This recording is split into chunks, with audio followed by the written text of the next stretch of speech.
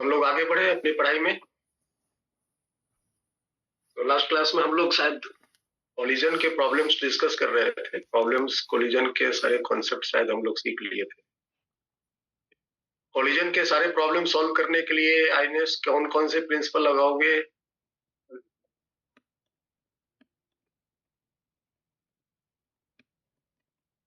आइनेश,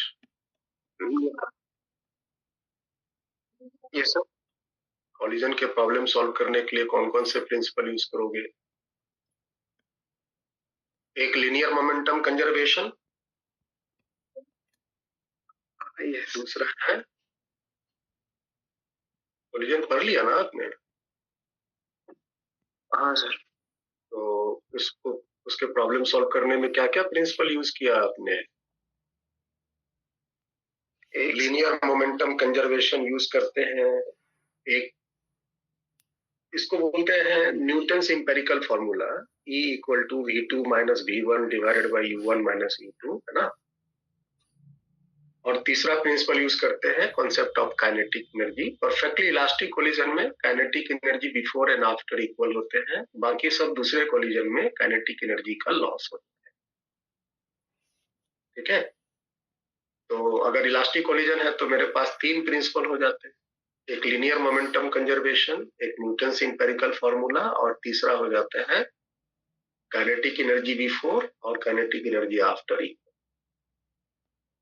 तो मैंने इसके कुछ प्रॉब्लम्स डिस्कस नहीं किए हैं, चलो करते हैं। प्रॉब्लम्स किए हैं क्या? नहीं।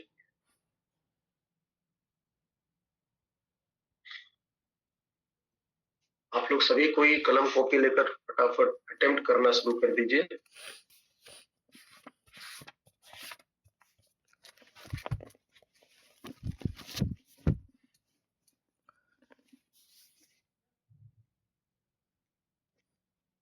दो बॉल हैं, एक का मास है 4 kg, एक का मास है 2 kg। 4 kg 10 मीटर पर सेकंड से, 2 kg 2 मीटर पर सेकंड से ट्रेवल कर रहा है।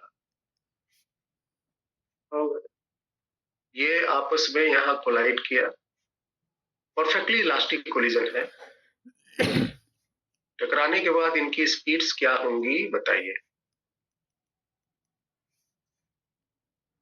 एक है 4 kg, एक है 2 kg। निकालना है फाइंड V1 एंड V2, और दूसरा निकालना है decrease of kinetic energy of 4 kg mass. 4 kg मास की काइनेटिक एनर्जी कितना डिक्रीज करेगा ये बताइए।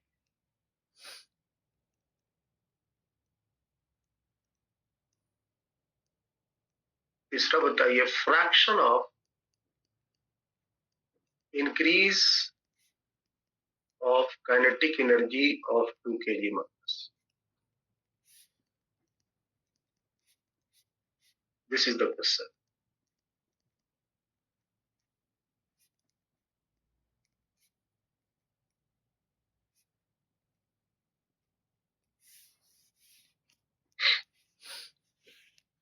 बहुत शांत दिमाग से प्रिंसिपल को प्रिंसिपल की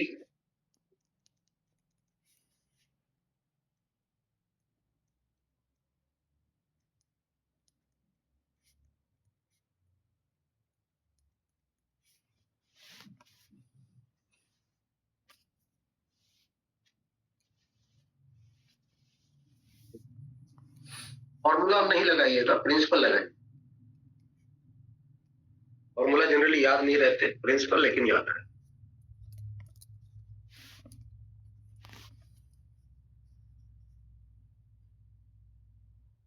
मैं हमेशा प्रिंसिपल प्रेफर करता हूँ। परफेक्टली इलास्टिक है तो this is U1, this is 2।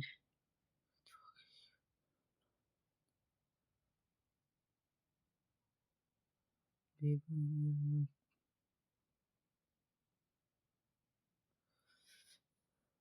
2 metre पर सेकेंड सेकेंड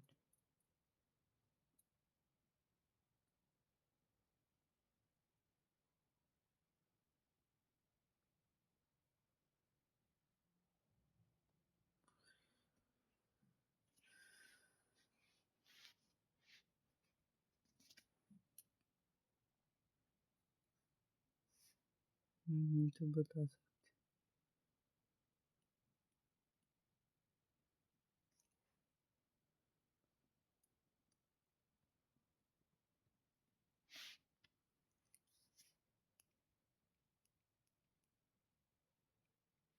तो एक तो हम मोमेंटम कंजर्वेशन लिखते हैं, initial is equal to final.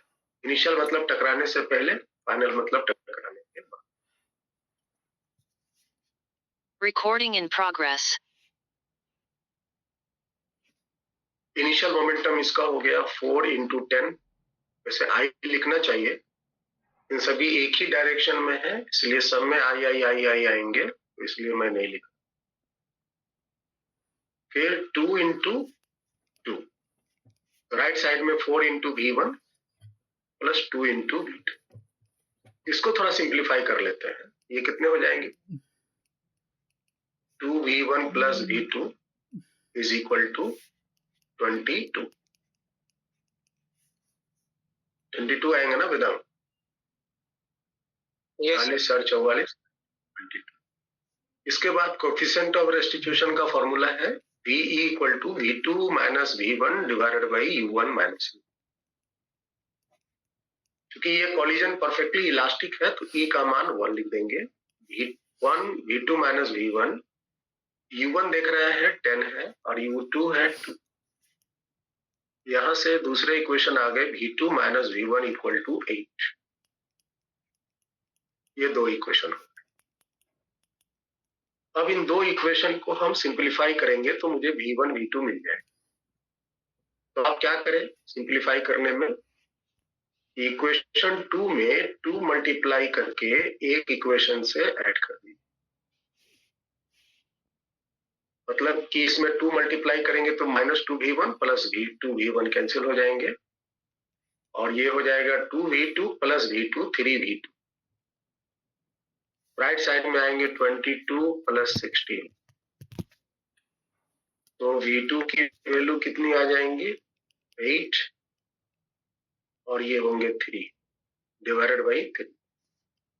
Cancel तो नहीं होगा, तो 38/3। वेदांत कितना आया? सर सेम आया। और फिर हम V1 का वैल्यू यहां से निकाल लेंगे। V1 की वैल्यू कितनी आ जाएंगी? 14/3। V2 माइनस, तो 38 माइनस 3, जो 38/3 बाई -8, तो 38 माइनस 24 डिवाइडेड बाई 3, 14/3 मीटर पर सेकंड। तो मेरा V1 का वैल्यू 14/3 आ। ये तो मेरा एक प्रश्न था जो हमसे पूछा जा रहा था। इसके बाद जो दूसरा प्रश्न है कि decrease in kinetic energy of 4 kg। तो 4 kg मास का पहले ये बताओ कि काइनेटिक एनर्जी क्या है बिफोर? 200। और 4 kg मास, काइनेटिक एनर्जी बिफोर कितना है? तो ये हो गया हाफ m इज 4 और स्पीड है 10, 200 जूल। और काइनेटिक एनर्जी आफ्टर कितना है? हाफ इंटू 4 इंटू आफ्टर, इसकी स्पीड हो गई है 38/3, तो 38/3 14/3। 14/3, यस यस। V1 की वैल्यू है 14/3, 14/3। सो 14/3 का होल स्क्वायर। ये तो 2 से कैंसिल हो गए, 14 जा,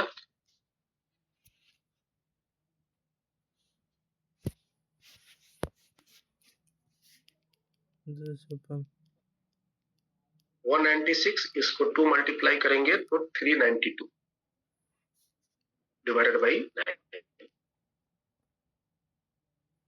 और इसको हम 9 से डिवाइड करते हैं तो ये अप्रोक्सीमेटली आ जाएंगे 44, अप्रोक्सीमेटली, है ना, 44 जूल। इसकी काइनेटिक एनर्जी डिक्रीज हो गई, 200 से 44 जूल हो गई। तो कितना डिक्रीज हुआ? तो डिक्रीज हम कहेंगे 200 माइनस 44, ये हो गया 156 जूल। इसी तरह से तीसरा जो क्वेश्चन है, 2 केजी मास की और 2 KG mass, kinetic energy before कितना है? बिफोर है half m into v square, v का मान तो 2 है, 4 जूल। और काइनेटिक एनर्जी आफ्टर 2 केजी का कितना हो गया? हाफ m इंटू 38/3 इंटू 38/3, ये 2 2 तो कैंसिल हो गए, तो 38/3, 38 इंटू 38 डिवाइडेड बाई 9, ये अप्रोक्सीमेटली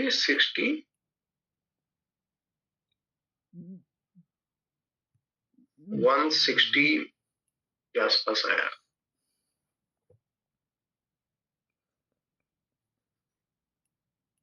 ठीक है, 61 आएगा, 161 जो थोड़ा सा हम बढ़ा के ले लिया है। टोटल काइनेटिक एनर्जी बिफोर कितना है दोनों का? तो 204 जूल। तो टोटल काइनेटिक एनर्जी आफ्टर भी 204 जूल आना चाहिए। आया क्या? इसको 44 और प्लस 160 कितना आया? 44 है ना आफ्टर, तो 205 आ रहा है।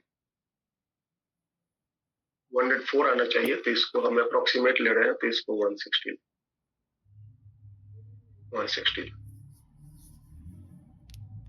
ठीक है। ये 200 पहले था और इसका 4 था, तो टोटल मिला के इसके पास 200 जूल की एनर्जी थी, इसके पास 200 जूल की एनर्जी थी पहले, और इसके पास 4 जूल की एनर्जी थी। टोटल कितने हो गए?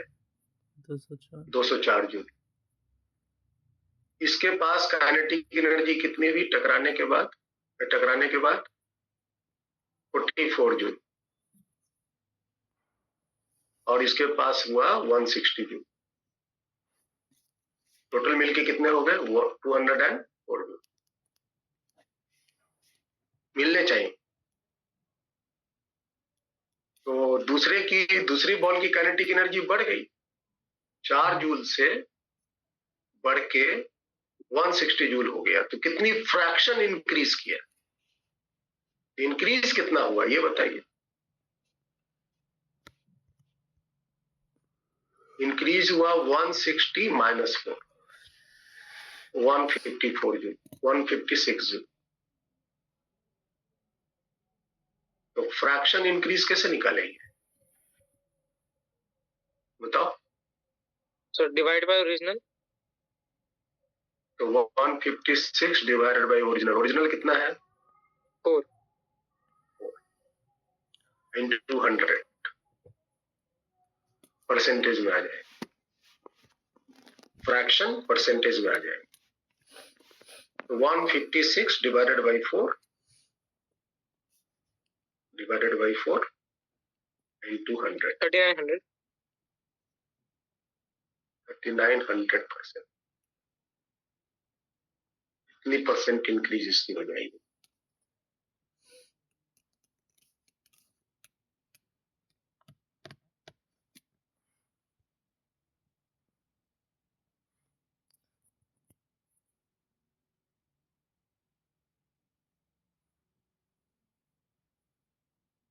टू केजी बॉल है, ये भी 2 केजी बॉल है, ये जा रहा है 4 मीटर पर सेकेंड से, ये जा रहा है 2 मीटर पर सेकेंड। 1 मिनट पीछे की तरफ। ये दोनों बॉल यहाँ पे कोलाइड किया और इसकी कोफिशिएंट ऑफ रेस्टिट्यूशन है 0.6। ये इनइलास्टिक कोलिजन है।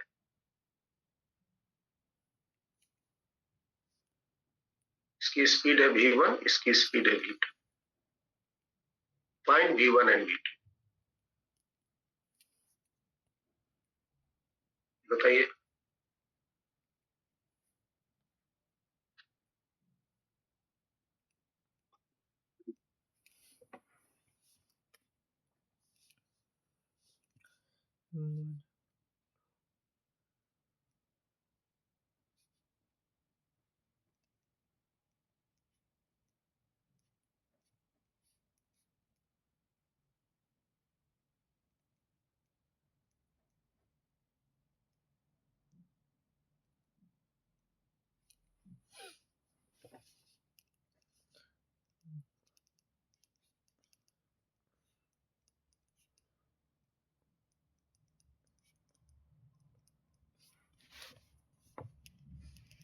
M1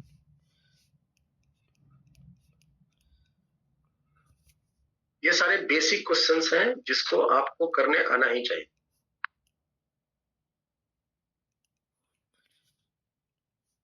ये सब ऐसे फिगर में आपको प्रॉब्लम नहीं मिलेंगे, आपको हमेशा लैंग्वेज में मिलेंगे। जैसा कि मैंने बताया कि लैंग्वेज के हर एक स्थिति को आपको पहले पिक्चराइज करनी है और फिर उस पिक्चर के साथ आपको अपना फिजिक्स अप्लाई करना। तो मैंने आपको फिगर दिया हुआ है, इसमें फिजिक्स 14/5 और 4/5। 14/5 सर V2 है 14/5। 14/5 ही आया और ये 4/5। Yes sir. और साथ में also find loss in kinetic energy.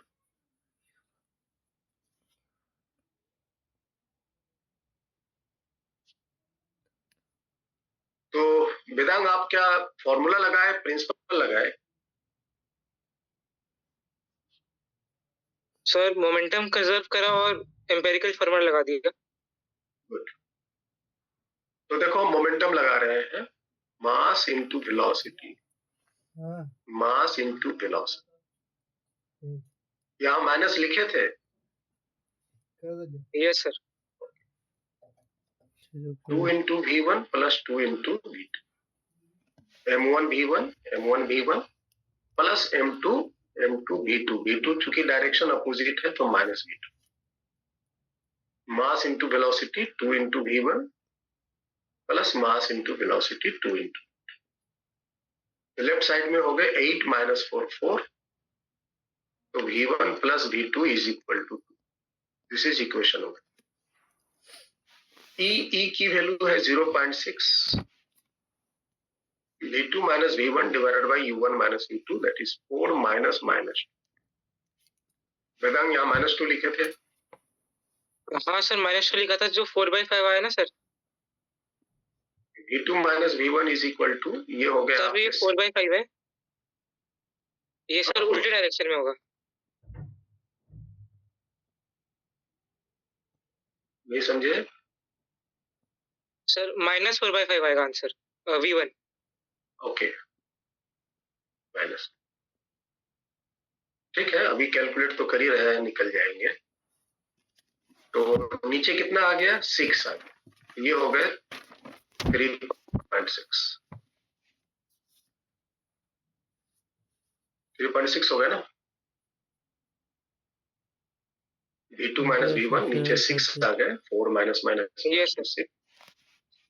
अब इन दोनों को ऐड कर देते हैं तो ये सिंपल है। तो v1 कैंसिल हो जाएंगे तो 2v2 is equal to 5.6।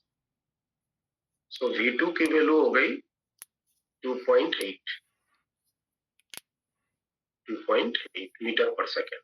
Point हटाएंगे नीचे 10 आ जाएगा, तो ये 14/5 आ जाएगा।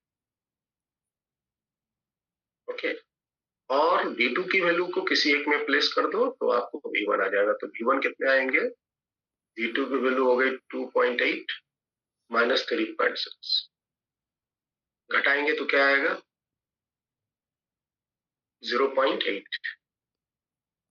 0.8 का हो गया, पॉइंट हटाएंगे नीचे 10, 4/5 माइनस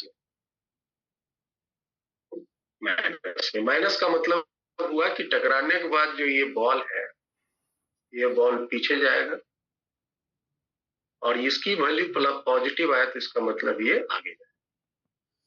इसके आगे जाने की वेलोसिटी हो गई 14/5 मीटर पर सेकेंड, और इसके पीछे जाने की वेलोसिटी हो गई 4/5 मीटर पर second. Loss in kinetic energy निकालनी हो तो आप डायरेक्ट फॉर्मूला भी लगा सकते, half m1 m2 by m1 plus m2 u1 minus u2 whole square into 1 minus e square, और यहां से m1 की वैल्यू 2 इंटू 2/2 प्लस 2, u1 की वैल्यू हो गई 4 minus minus 2 plus 2 whole square 1 minus 0.6 का होल स्क्वायर, और इसको सिंप्लीफाई करोगे तो लॉस इन काइनेटिक एनर्जी निकल जाए। ठीक है,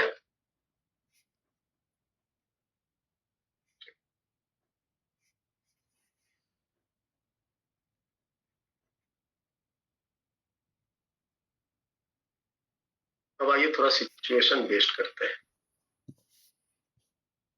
सपोज करो ये एक धागा है, यहां पर एक मास बंधा हुआ है, मास है m, इसकी लेंथ है l। एक बुलेट है, बुलेट का मास स्मॉल m, और ये भी स्पीड से जा रहा है, भी स्पीड से जा रहा है। क्या हो रहा है कि ये जो बुलेट है, इस मास को छेद करते हुए, इस मास को छेद करते हुए उस पार निकल जा रहा है, बिना इसका मास को अपने साथ चिपकाए हुए उस पार निकल जा रहा है। इसका भी मास अभी भी m ही है, इसका भी मास। ऐसा करते हैं, इसकी जो मास है, इसका कुछ पार्ट ये अपने साथ लिए जा रहा है ना। जैसे ये इसके साथ भीतर घुसा, घुस के इसके मास के पार्ट को थोड़ा अपने साथ चिपकाए हुए ये बाहर निकला, तो इसके मास थोड़े से बढ़ गए m डैश, और इसके मास घट गए m माइनस m डैश, और इसकी स्पीड हो जाती है v/2। जो स्पीड से घुसा था उसका हाफ स्पीड से ये बाहर निकलता है। ठीक है, तो आपसे पूछता है फाइंड m डैश, जो मास इसका पार्ट इसके साथ चिपक गया है उसका मास बताइए। Find m dash if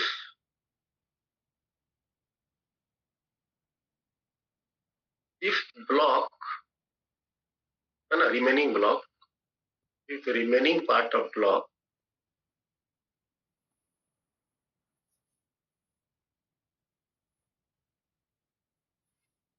raises to a height h।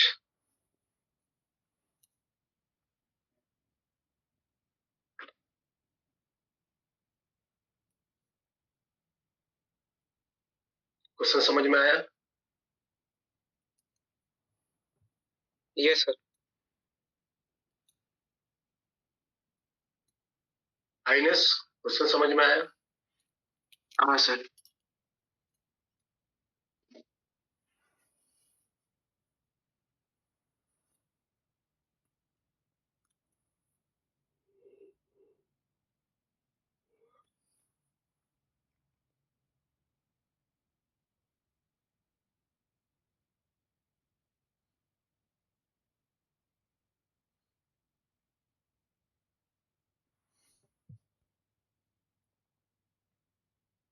कैसे निकालो?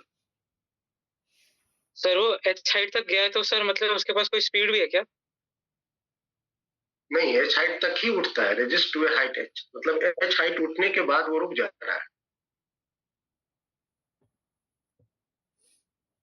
एच हाइट उठने के बाद ये जो ब्लॉक है ये रुक जा रहा है।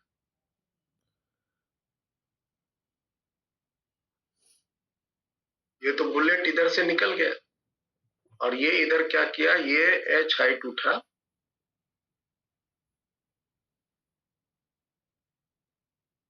और ये एच हाइट उठने के बाद रुक गया। This is given.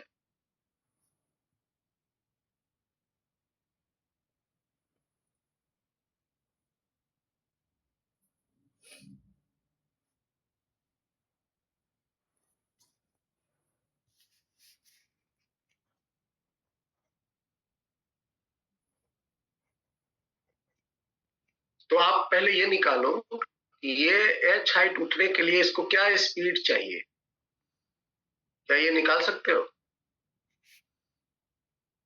इसको एच हाइट ऊपर उठने के लिए इसके पास यहाँ पे क्या स्पीड होनी चाहिए? ये सर निकाल सकते अंडर रूट 2GH निकाल सकते हैं ना? हैं। Yes sir. और इसके पास स्पीड कितनी है? 0 है टकराने से पहले। तो अब देखो ये सिचुएशन जो देखने में इतनी कॉम्प्लिकेटेड लग रहा था, है ना, ये कितना इजी हो गया। आपकी एक बुलेट है जिसकी मास m है जो v स्पीड से जा रहा है, एक दूसरा ब्लॉक है जो रेस्ट में है। टकराने के बाद एक मास जिसका वैल्यू है m माइनस m डैश, इसकी स्पीड हो गई √2GH और जो बुलेट है उसका मास m प्लस m डैश जिसकी स्पीड हो गई v/2।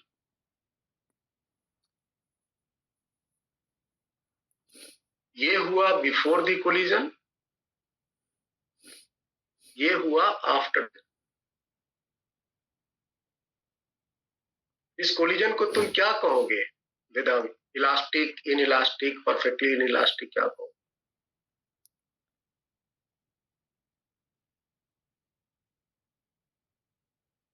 कोलिजन तो हुआ ना बुलेट का, इस बॉल से, इस ब्लॉक से टक्कर तो हुआ ना, इस कोलिजन को कुछ कहेंगे?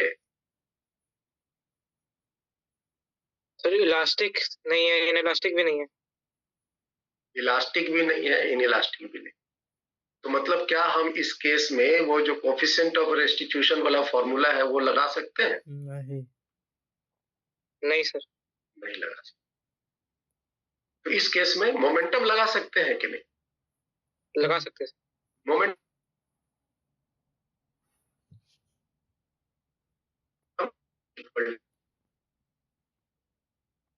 बस ये हो गया m इंटू वी, ये हो गया कैपिटल M इंटू 0, ये हो गया capital M minus small m dash √2GH और ये हो गया small m plus small m dash v/2।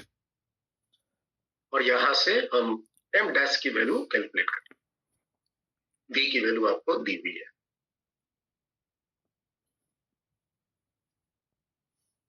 ठीक है सर एनर्जी कंजर्वेशन लगा सकते हैं क्या? एनर्जी कंजर्वेशन लगा सकते हैं क्या? तुम सोचो। सर बस वो एच का पोर्शन वाली दिक्कत आ रही है, मतलब वेलोसिटी यहाँ पे मिल गई है। एनर्जी बस यहां से यहां तक लगा सकते। अच्छा। ए पोजीशन से बी पोजीशन, ये जो टकरे हुई और इसका कुछ मास ये काट के ले गया तो पीछे घसटाया होगा, भीतर में रगड़ खाया होगा ना ये बुलेट। ये सर। वेदांत जरा सोचो इसके भीतर घुस के, है ना। एनर्जी कंजर्वेशन लगा सकते हैं क्या? अगर ये कभी दिमाग में आए तो आप जरा सोचो क्या यहाँ कोई एनर्जी लॉस भी हो रहा है या हो सकता है ना? तो ये जब बुलेट इसके भीतर घुसेगा और उसके साथ रगड़ खाते हुए, छेद करते हुए जब बाहर निकलेगा, क्या लगता है इसमें कुछ गर्माहट आएगा ना? Yes sir.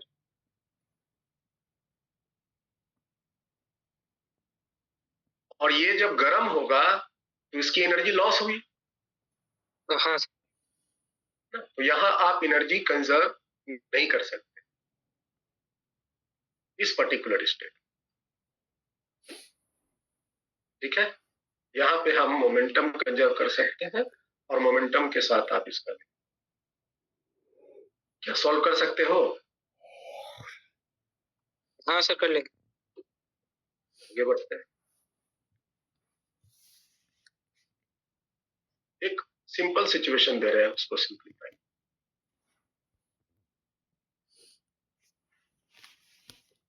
ये एक वॉल है, एक यहाँ पे ब्लॉक है, मास m है, ये एक स्प्रिंग से बंधा हुआ है। स्प्रिंग की स्प्रिंग कांस्टेंट k है और स्प्रिंग मासलेस है। एक बुलेट m मास का v स्पीड के साथ इसकी तरफ आता है।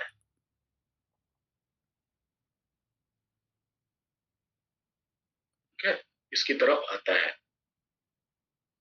और ये इसके भीतर इंबेडेड हो जाता है। ये इसके भीतर इंबेडेड हो जाता है इफ सरफेस परफेक्टली स्मूथ है।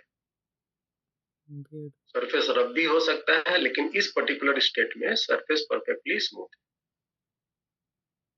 है। इफ बुलेट है ना embedded into the block after hitting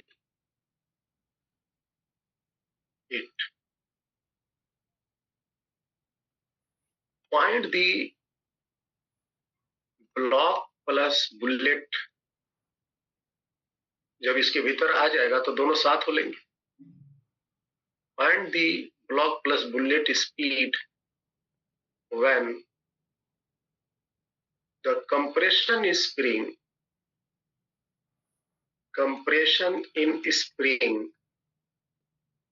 is half of its maximum compression।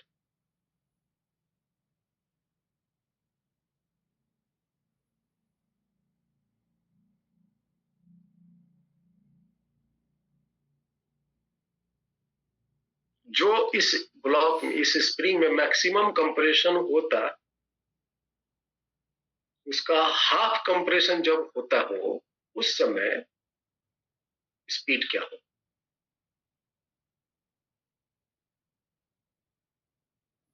Question समझ में आया? यस सायसा, क्वेश्चन समझ में आया? हाँ सर। ओके, सो ट्राई करो, हिट करो। मैं आपको क्वेश्चन बनाने के लिए नहीं देता हूं कि आप बना लो इजीली। बनाने देता तो मैक्सिमम कंप्रेशन पूछता। मैं बस थोड़ा आपको उसके साथ स्ट्रगल करने के लिए दे रहा हूं, या आप सही सही प्रिंसिपल्स को लगा पा रहे हो।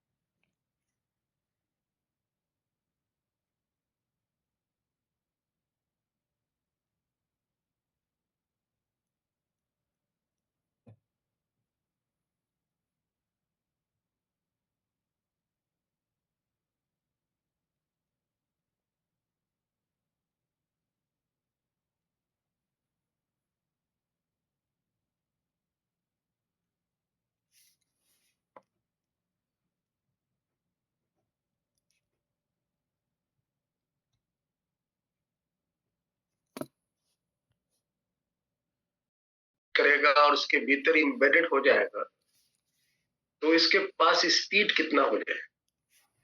फर्स्ट स्टेप आपका ये रहे, जब ये बुलेट जिसका मास m है, जो v स्पीड से जा रहा, और एक ब्लॉक जिस ब्लॉक में मास कैपिटल M है, जो रेस्ट में है, जब ये बुलेट इस मास के भीतर घुस के इसके भीतर रुक जाएगा,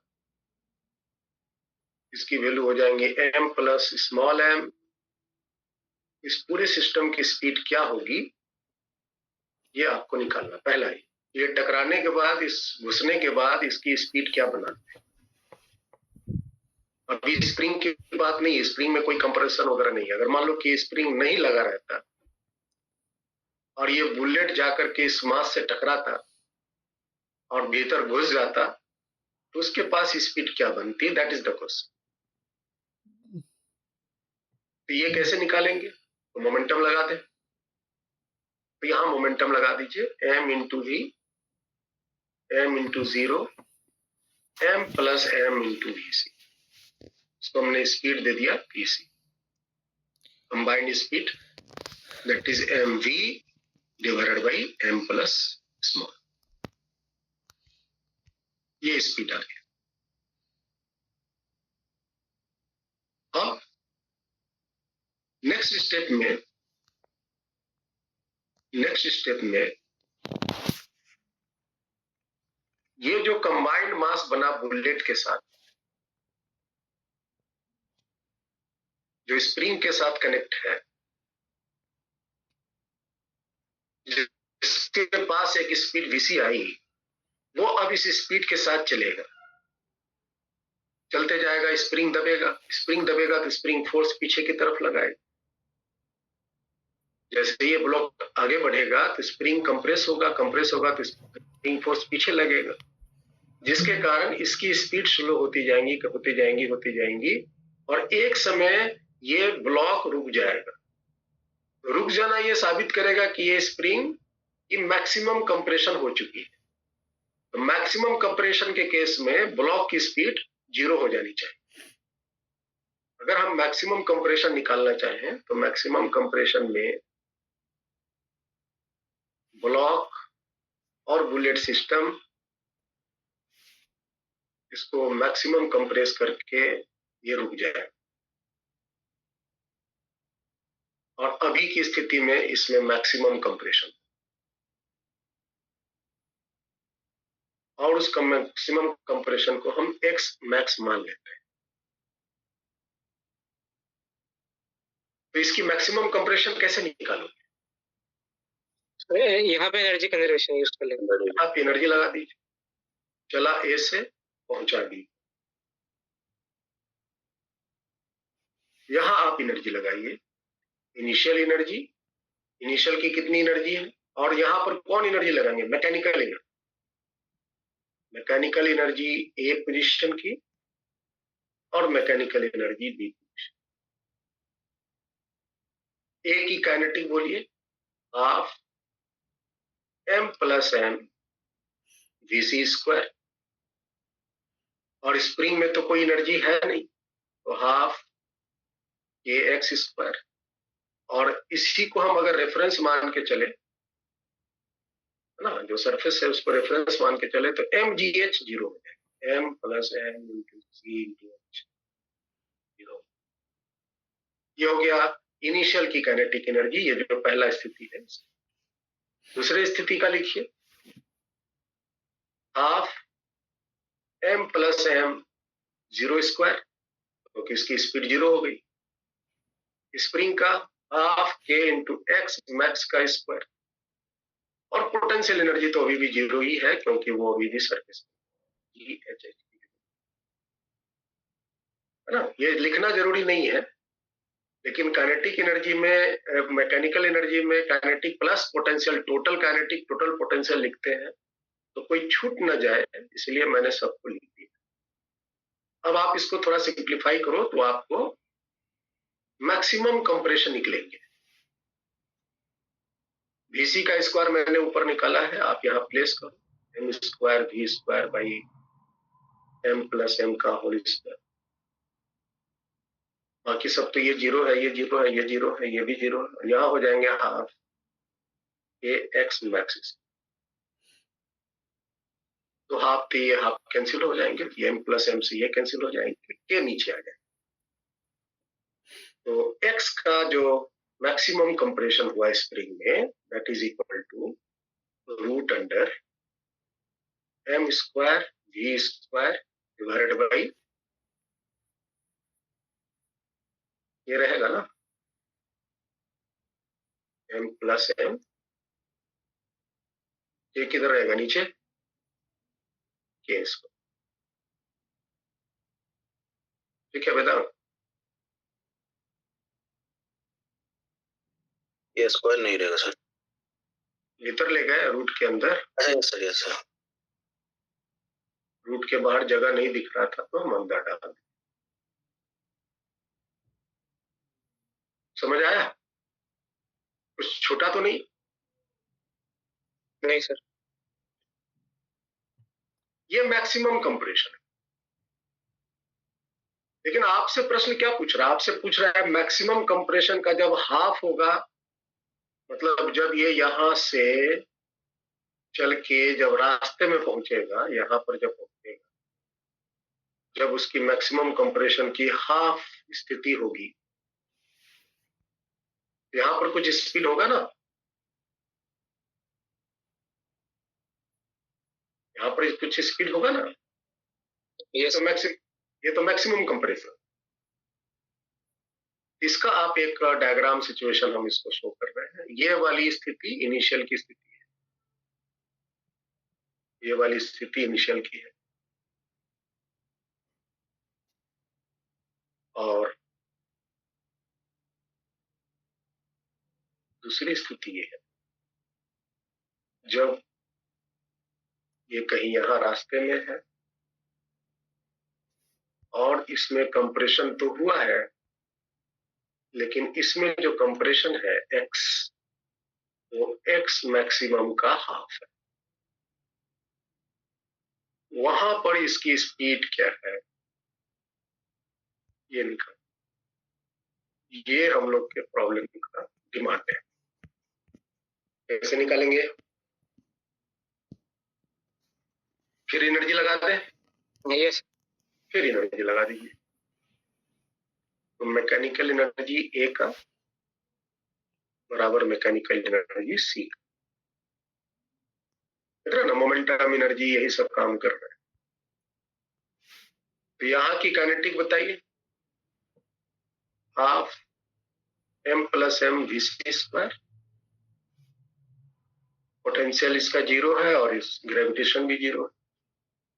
यहाँ पर बताइए half m plus small m into v square,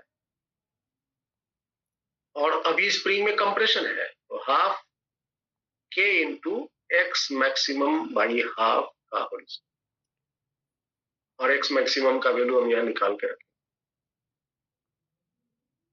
क्या हम इसका वैल्यू को यहाँ प्लेस करेंगे, यहां से ये मेरा v का वैल्यू निकल जाएगा।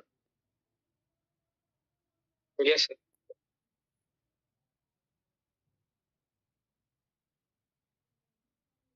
ठीक है, तो ये 3 स्टेप में आपको ये प्रॉब्लम सॉल्व करना। पहला मोमेंटम, दूसरी मैक्सिमम कंप्रेशन, और फिर तीसरा जो स्थिति है जो मेरा रिजल्ट देगा।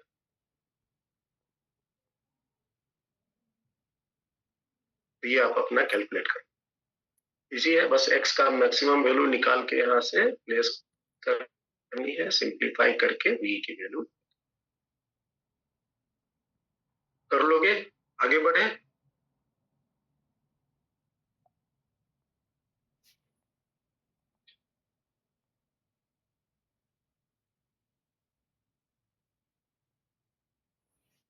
अब ये थोड़ा हम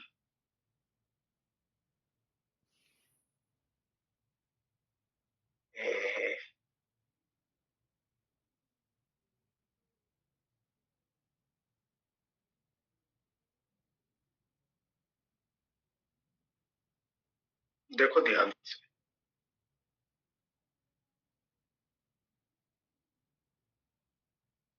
एक ये धागा है और यहाँ एक बॉल बना, इसकी लेंथ है L, ठीक है, और इस ये दीवार है और यहाँ से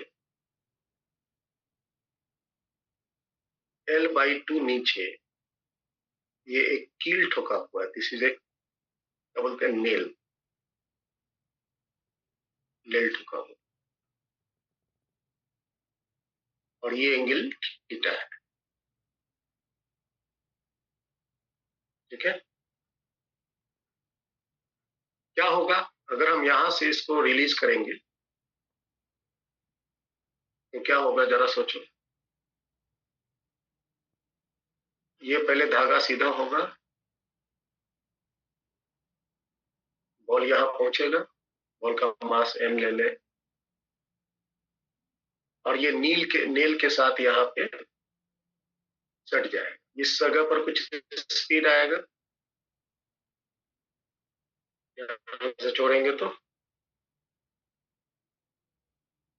है ना, और यहां से फिर ये जो है सर्कुलर मोशन ऐसे शुरू करें,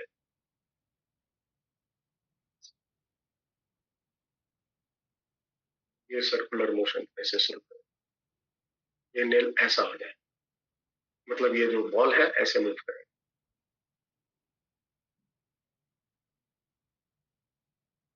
क्वेश्चन क्या पूछ रहा है, find the value of theta, ये जो थीटा से हम पीछे ले जाकर छोड़े हैं वो थीटा वैल्यू बताइए, सो दैट द बॉल में just complete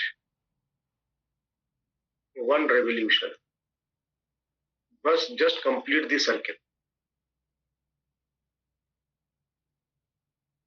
just complete the circle of radius L/2.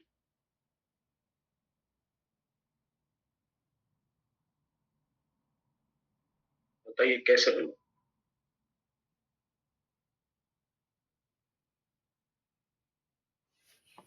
Question समझ में आया? Yes sir.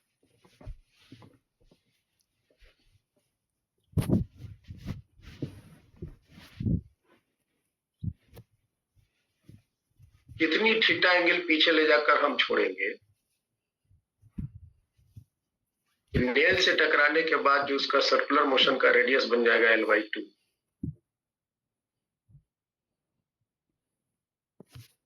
वो सर्किल कंप्लीट कर ले।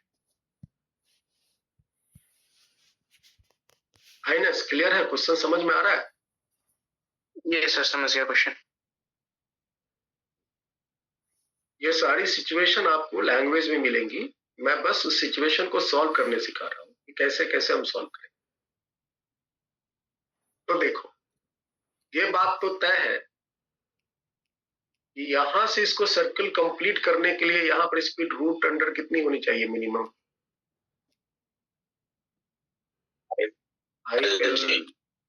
जी L/2 जी, यस। ये स्पीड होनी चाहिए,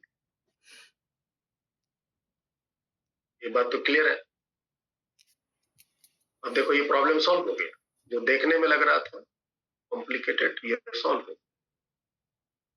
ये जो बॉल है आपकी, बस इतनी ऊंचाई, इतनी एंगल तक ले जाकर के छोड़ो ताकि यहां पहुंचने पर उसकी स्पीड रूट अंडर 2.5 LG हो जाए। तो ये थीटा निकालना है, यहां पर की स्पीड 0 है और यहां पर की स्पीड इतनी है, थीटा कैलकुलेट करना है, और ये लेंथ है। तो क्या करोगे, एनर्जी लगाओगे ना। ये कितनी हाइट उठा हुआ है पहले बताओ? H L minus L cos theta. L minus L cos theta. A से जाना है B तक, मैकेनिकल एनर्जी ए का और मैकेनिकल एनर्जी बी का हम मान ए का मैकेनिकल बोलो, काइनेटिक प्लस पोटेंशियल, काइनेटिक तो 0 है, और पोटेंशियल में mgh, h की जगह L माइनस 1 माइनस, और दूसरा kinetic energy half mv square, v का मतलब root under 5 Lg by, square करेंगे रूट हट जाएगा, m से m कैंसिल, यहां से थीटा निकाल सकते हैं, यहां से थीटा निकाल, एल भी कैंसिल हो जाएंगे, एल और जी भी कैंसिल हो जाएंगे, और ये बच गया 1 माइनस कॉस थीटा, और राइट साइड में हो गया 5/4, तो cos theta equal to 1 minus 5/4। Negative कैसे आ गया जी? नेगेटिव कैसे आ गया?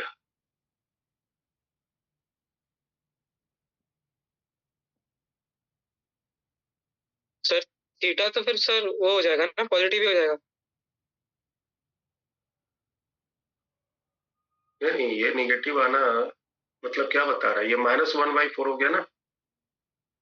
ये सर तो इसका मतलब क्या हो रहा है? जरा सोचो और बताओ। वो 90 से ज्यादा? Yes sir. थीटा का value, here cos theta is negative, तो theta is 10, theta is greater than 90 degree.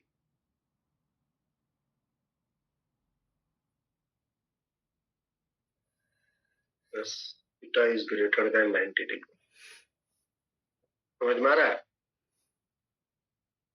ये सर मतलब कि आपको यहां से नहीं, थोड़ा उठा करके 90 डिग्री से ऊपर उठा करके यहां से छोड़ना पड़ेगा, इस जगह से, यहां से कहीं से छोड़ना पड़ेगा।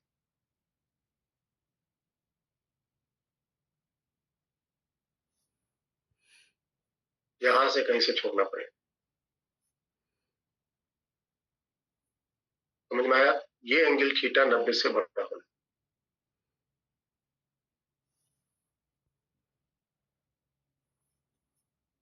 तो जवाब हम यही देंगे, theta is equal to cos inverse -1/4।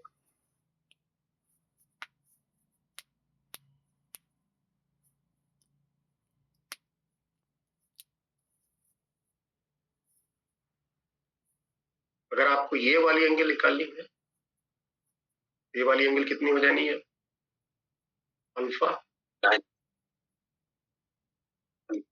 Alpha value हो जाएगा 90 प्लस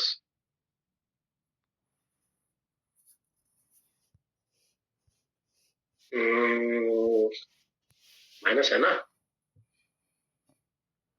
1/4, तो कितना एंगल के साथ ये बनेगा? 90 से ज्यादा, बस यही है,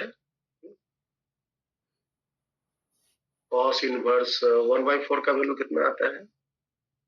1/4 माने 0.25, 0.25 छोड़ो उसका जो न्यूमेरिकल मान है, 90 से ज्यादा। अच्छा, साइन के फंक्शन में अगर लेंगे तो ये वैल्यू, साइन के फंक्शन में लेंगे तो ये वैल्यू क्या हो जाएगा? पॉजिटिव, है ना? सेकंड क्वाड्रेंट में साइन का वैल्यू पॉजिटिव होता है, कॉस का वैल्यू निगेटिव होता है, तो कॉस का वैल्यू निगेटिव आया तो ये सेकंड क्वाड्रेंट में तो बता ही रहा। साइन के फंक्शन में अगर लिखते हैं तो क्या लिख सकते हैं? Minus, if you want to convert this in sine function, how you will convert it? Sir √15/4 sine inverse. इसको हम ऐसे लिख सकते हैं, cos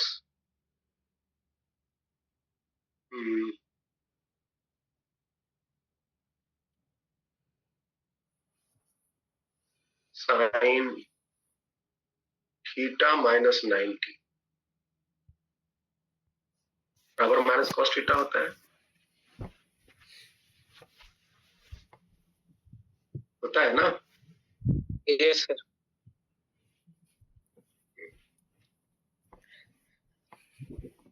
sine theta minus 90 is equal to minus cos theta का वैल्यू कितना है? -1/4। ये हो गया +1। तो ये हो गया आपका theta minus 90 is equal to sine inverse 1/4। तो theta is equal to 90 plus sine inverse 1। तो नंबर डिग्री जुड़ गया साइन के फंक्शन में।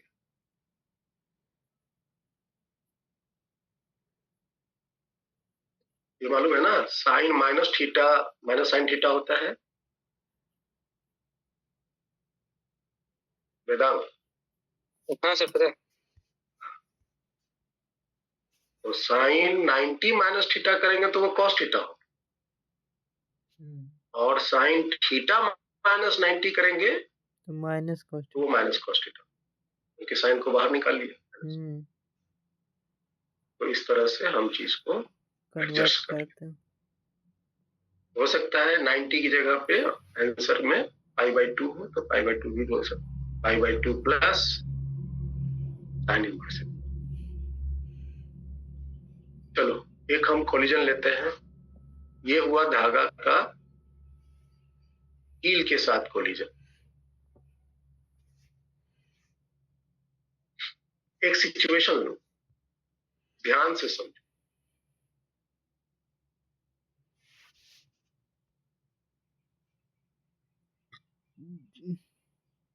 एक इक्विलेटरल ट्रायंगल है, ठीक है, और इस इक्विलेटरल ट्रायंगल के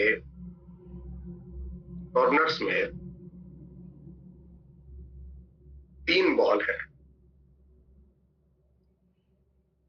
तीनों बॉल का मास m है।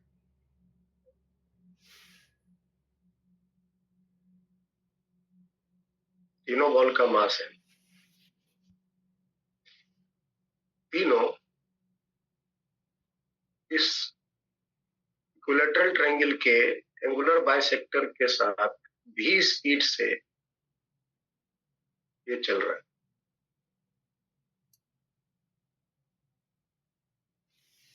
ये चल रहा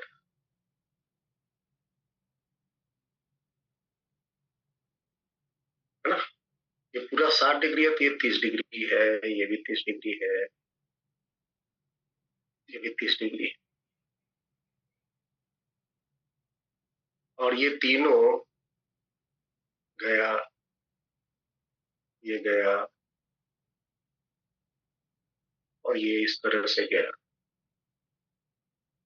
इस बॉल का नाम मान लो है A, इसका नाम है B, इसका नाम है C।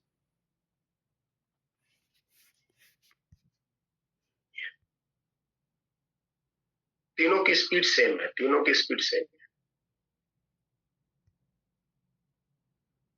और ये कहां जाके टकराएगा? सेंट्रोइड।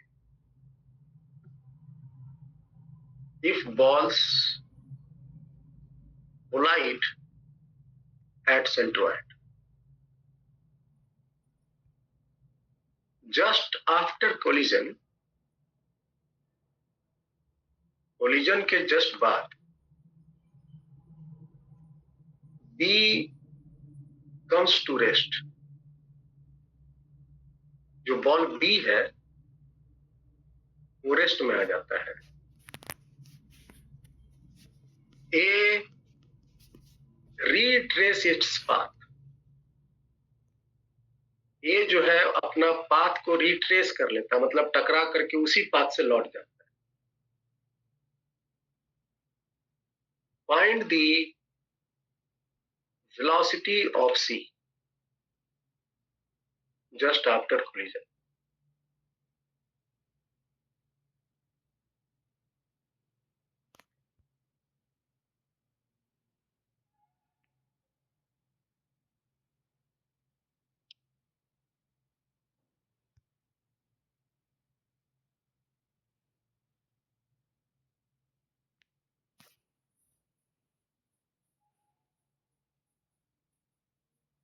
बी रुक जाता है, ए अपने पाथ को रिट्रेस कर लेता है, तो सी का क्या हो?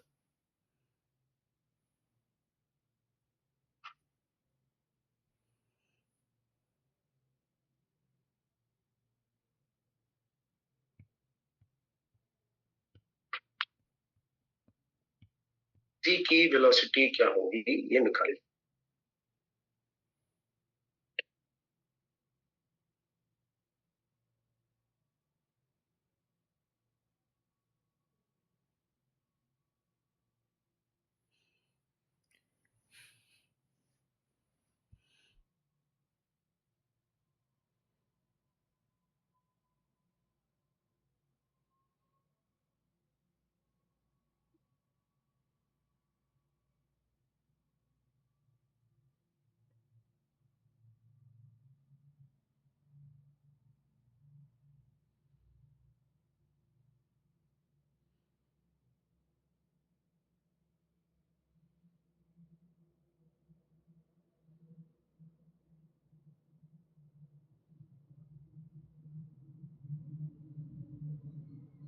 ऐसा आप इस प्रॉब्लम के लिए कुछ आइडिया दे सकते हो?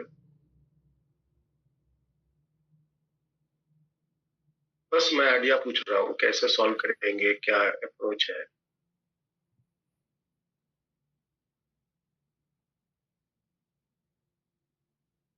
कोलिजन तो है,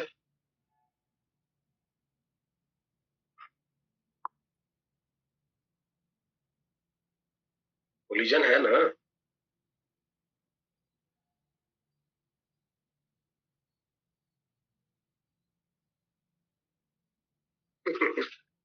कोलिजन है कि नहीं है वेदांत? कोलिजन है सर। ये कैसा कोलिजन कहेंगे? इलास्टिक, इनइलास्टिक, परफेक्टली इनइलास्टिक, क्या कहेंगे? कुछ कह सकते हैं? नहीं कह सकते सर। नहीं कह सकते, नहीं कह सकते। वैसे इस प्रॉब्लम को सॉल्व करने का,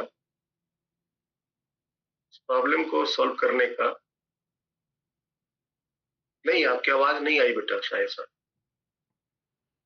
इस प्रॉब्लम को सॉल्व करने का मैं आपको दो मेथड शेयर करता हूँ। एक मेथड तो आपको जानना ही चाहिए, ठीक है, और एक मेथड जो है वो सिंपल अप्रोच है, जो कॉन्सेप्ट आप जानते हैं बस उसको direct apply.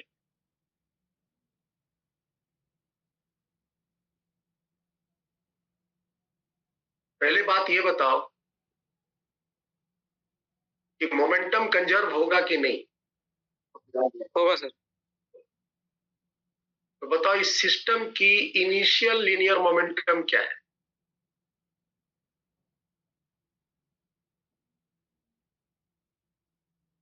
Initial linear momentum क्या है?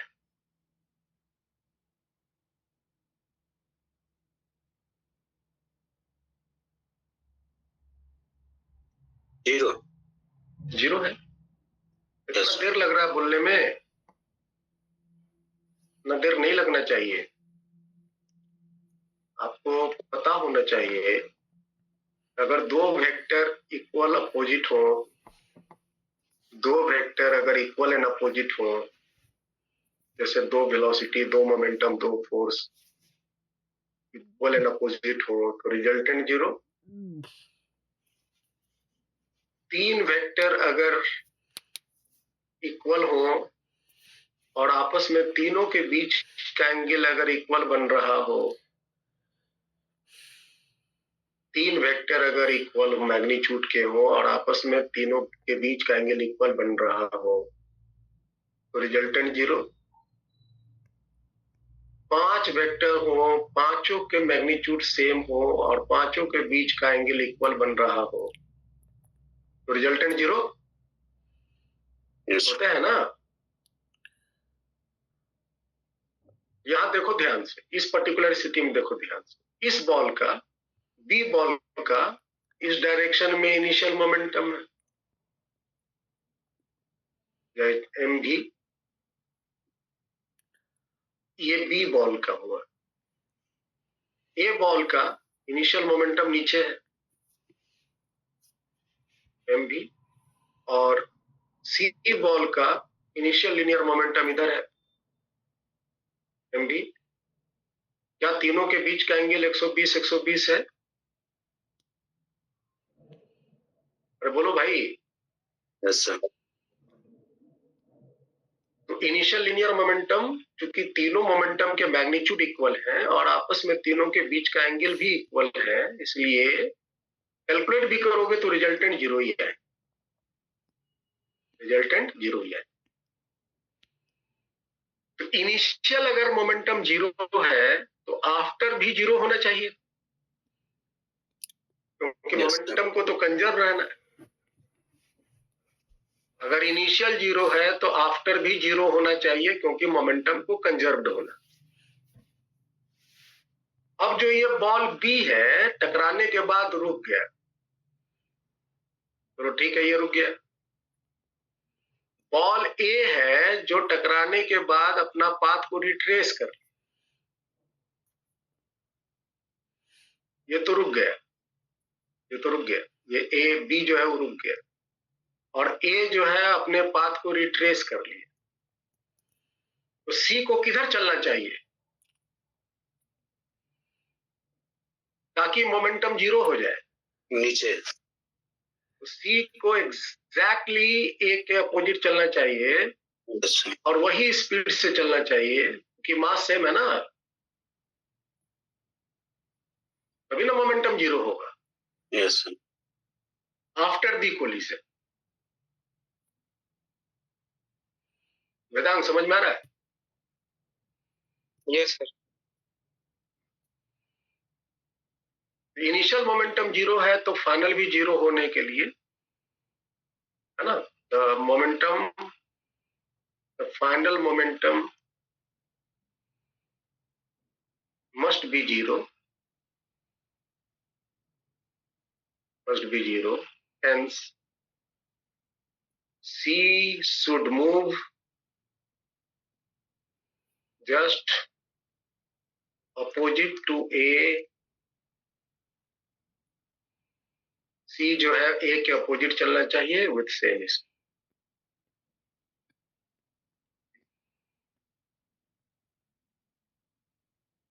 ठीक है, तो एक तो मैंने ये लगा दिया तो इसकी स्पीड नीचे आ गई। सेकेंड मेथड हम नहीं जानते हैं ये सारी इतनी, तो हम प्रिंसिपल लगा देते हैं, इनिशियल मोमेंटम बराबर फाइनल मोमेंटम होना चाहिए, इनिशियल मोमेंटम बराबर फाइनल मोमेंटम होना चाहिए। या अगर इन सब के मास अलग अलग होते, इनके डायरेक्शन अलग अलग होते, तो फिर उस केस में मामला कैसे, हम यहाँ तो क्योंकि अरेंज किया हुआ सिचुएशन है तो इनिशियल मोमेंटम जीरो तो फाइनल को जीरो करने में आसानी। लेकिन अगर मासेस डेविएट हो जाते या स्पीड बदले बदले से रहते तो फिर हम कैसे सॉल्व करते? तो बस कुछ नहीं, मोमेंटम इनिशियल और फाइनल बराबर करेंगे। चलो बताओ, इनिशियल मोमेंटम बोलो फटाफट, पहले ए का बोल दो, बोलो भाई, कोई बच्चा स्टार्ट करो बोलना। M v minus a. Yes sir. Sir पे तीर है, डायरेक्शन इधर उधर है, छटके छटके से, तो वेक्टर फॉर्म में लिखेंगे। ये हुआ ए का। बी का कोई बच्चा बोलो। v cos 30i plus v sin 30j। बोल दिए, एम बाहर करे हुए। चलो सी का बोलो। m into v cos 30 minus i plus v cos 30 v sin 30 ना, v sin 30 j। ये जब आप सिंप्लीफाई करोगे तो जीरो आ जाएगा, चेक कर ले। इनिशियल मोमेंटम लिखा अभी, ये इनिशियल मोमेंटम लिखा है। फाइनल मोमेंटम लिखो जी, फाइनल मोमेंटम में टकराने के बाद ए की जो वेलोसिटी है वो ऊपर चली गई, जस्ट रिट्रेस कर गया ना ये। Yes, sir. और सी की वेलोसिटी हमें नहीं पता, तो सी की वेलोसिटी का हम वेक्टर फॉर्म मान लेंगे। सी की वेलोसिटी वेक्टर फॉर्म में। अब जब आप सिंप्लीफाई करोगे इसको, ये जीरो आना चाहिए, ये वाला पार्ट जीरो आना चाहिए। सिंप्लीफाई करो, देखो क्या आएगा। तो ये Zero. v cos 30i plus i, ये आई तो कैंसिल हो गया। Yes, sir. साइन 30 1/2, साइन 30 1/2, वो बी के साथ माइनस हो जाएगा। ये इसके साथ कैंसिल हो जाएगा, ये दोनों Yes. मिलके इसके साथ कैंसिल हो। और फिर अब आप यहां से vc की वैल्यू लिख सकते हो माइनस vj, आप डायरेक्शन के साथ मैग्नीट्यूड गया, तो c की डायरेक्शन डाउनवर्ड माइनस j आया, स्पीड हुआ v। क्या इस कोलिजन में काइनेटिक एनर्जी कंजर्व्ड है कि नहीं है? तो आप पहले काइनेटिक एनर्जी इनिशियल निकाल के देखो और फाइनल निकाल के देखो, क्या लग रहा है?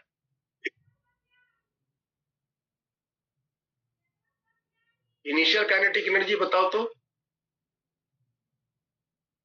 टोटल काइनेटिक एनर्जी इनिशियल 3/2 कराने mv से पहले, बिफोर, हाफ mv स्क्वायर, तीनों में स्पीड है और 3 गो है तो तीनों बॉल का 3 से गुना, 3/2 mv स्क्वायर। और काइनेटिक एनर्जी आफ्टर बोलो, टकराने के बाद। आफ्टर में तो एक बॉल रुक गया है, अब 2 गो बॉल चल रहा है, दोनों की स्पीड सेम है, डायरेक्शन से तो इसमें कोई मतलब है नहीं, तो half mv square into 2, that is mv square. Kinetic energy loss हो गई 1.5 mv स्क्वायर से mv स्क्वायर बचा, is a loss in kinetic energy. और काइनेटिक एनर्जी में लॉस कितना हुआ, अगर ये प्रश्न पूछा जाए लॉस इन काइनेटिक एनर्जी इस कोलिजन में कितना हुआ, 0.5 इज दैट। चलिए आगे बढ़ते हैं।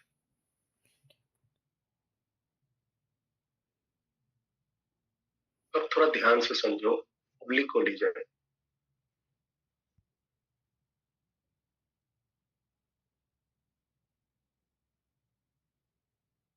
पहला हम केस लेते हैं collision of A ball with a rigid surface. एक रिजिड सरफेस के साथ बॉल की कोलिजन करवाते हैं। स्थिति क्या है, ये सरफेस है, ये सरफेस रिजिडली फिक्स्ड है ना, ये सरफेस रिजिडली फिक्स्ड है। एक बॉल जिसका मास m है, वो v स्पीड से आया, इस सरफेस से टकराया, है ना, ऐसे आया, ये सरफेस से टकराया। जब टक्कर हुई तो कांटेक्ट कहां हुआ, कांटेक्ट यहां, और सरफेस के द्वारा एक इंपैक्ट फोर्स इस बॉल पर इस डायरेक्शन में लगा। इस सरफेस के द्वारा इस बॉल पे इस कांटेक्ट पर एक फोर्स लगा, that is called impact force. ये एक प्रकार का नॉर्मल फोर्स होता है, इंटरेक्शन से जन्म लेता है। और ये फोर्स चूंकि वेलोसिटी के ना अपोजिट है ना एलोंग में है, इधर उधर फटक गया है, इस कारण से इस बॉल की वेलोसिटी और डायरेक्शन दोनों बदलेगा। तो टकराने के बाद ये बॉल कुछ इस डायरेक्शन में इस डायरेक्शन में ऐसा करते हैं, इसकी स्पीड को यू मान, टकराने से पहले इस बॉल की स्पीड यू है, ठीक है, और टकराने के बाद ये भी स्पीड से, नॉर्मल के साथ टकराने से पहले ये मान लो थीटा एंगल बना करके हिट किया था या अल्फा एंगल बनाकर हिट किया, तो टकराने के बाद ये किस स्पीड से भागेगा और कितनी एंगल बनाकर भागेगा, अगर कोएफिशिएंट ऑफ रेस्टिट्यूशन ई है, कोएफिशिएंट ऑफ रेस्टिट्यूशन अगर ई है, मतलब कोलिजन को ना हम परफेक्टली इलास्टिक रखे हैं ना परफेक्टली इन इलास्टिक, मतलब एक सरफेस है, उस पर एक बॉल को मैंने, है ना, हिट करवा दिया, एंगल वर्टिकल से थीटा अल्फा एंगल बनाते हुए, और कोएफिशिएंट ऑफ रेस्टिट्यूशन अगर ई है, ये बॉल टकराने के बाद किस स्पीड से बाउंस करेगा और कितनी एंगल बनाकर बाउंस,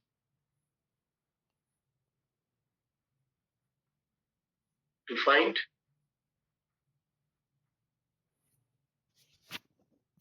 v एंड थीटा। पहले प्रिंसिपल को समझो, कौन से प्रिंसिपल लगाते हैं, और ये जो रिजल्ट आएगा उस रिजल्ट को हम याद रखेंगे, ऐसे हर एक स्थिति को सॉल्व। सबसे पहली बात यहां गौर से देख, क्या हम यहां पे सिस्टम के रूप में बॉल और ये रिजिड सरफेस ले सकते हैं, एक जो ये रिजिड सरफेस है और एक बॉल है, या सिस्टम के रूप में हम रिजिड सरफेस और बॉल दोनों को ले सकते हैं? Yes sir. और फिर हम इस सिस्टम का लीनियर मोमेंटम कंजर्व कर सकते हैं, अगर ले सकते हैं तो। अभी लिखना उखना नहीं, बस मेरे प्रश्नों का जवाब दो। यस सर, कर सकते हैं। मेरा क्वेश्चन समझे प्रिंस? तो फिर से रिपीट कीजिए। जैसे कि इसके पहले हम लोग कैसे सॉल्व करते थे कि हम दो बॉल को टकराते थे ना, एक बॉल ये एक बॉल ये, तो ये दोनों बॉल को हम एज ए सिस्टम ले लिया करते थे, यस सर। सिस्टम ले लिया करते थे, और सिस्टम में चूंकि कोई एक्सटर्नल फोर्स नहीं लग रहा होता था, अपने आप बॉल चला, अपने आप टकराया, अपने आप अलग हो गए, यस बाहर से कोई फोर्स इन्फ्लुएंस नहीं कर रहा था, अपने आप टकराया, एक्सटर्नल फोर्स जीरो होने के कारण हम लिनियर मोमेंटम कंजर्व कर, यही मेन फंडामेंटल था। Yes sir. क्या हम यही प्रिंसिपल को यहाँ, एक बॉल ये रहा, ये पहला हुआ नंबर 1, और एक दूसरा बॉडी यहाँ है जो एक फिक्स्ड सरफेस है, क्या हम ये बॉल और ये फिक्स सरफेस को एज ए सिस्टम ले सकते हैं और ले करके लिनियर मोमेंटम कंजर्व कर सकते हैं? This is the question.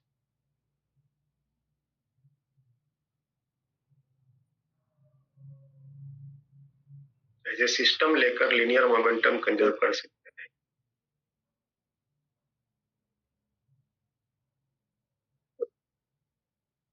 कर सकते हैं। एक मिनट, मैं सबसे प्रश्न पे सबसे जवाब ले लेता हूँ। आइनस आप बताओ। ये सर कर सकते हो। राकेश तुम बोलो, अपना वीडियो काहे ऑफ रखे हो, छुपे छुपे पढ़ते हो? Yes sir. हाँ, क्या यस सर? ले सकते नहीं ले सकते? ले सकते हैं सर। क्या प्रदीप बाबू, थोड़ा सामने आइए, प्रकट होइए। ले सकते नहीं ले सकते? ले सकते हैं सर। What about सायसा? ऐसा बेटा,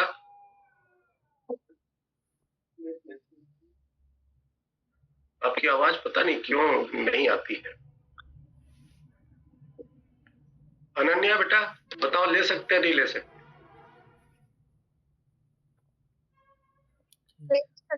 सर इसका जवाब है नहीं ले सकते। ठीक है, इसका जवाब है नहीं ले सकते।